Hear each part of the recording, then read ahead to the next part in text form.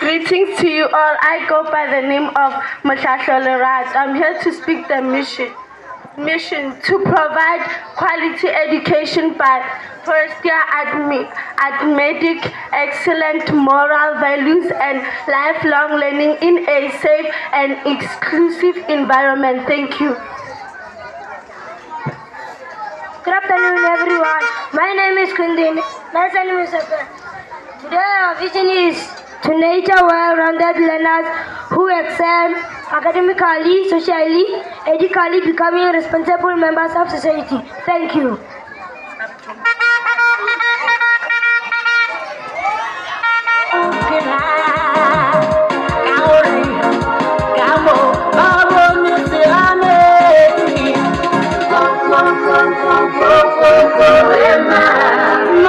Chava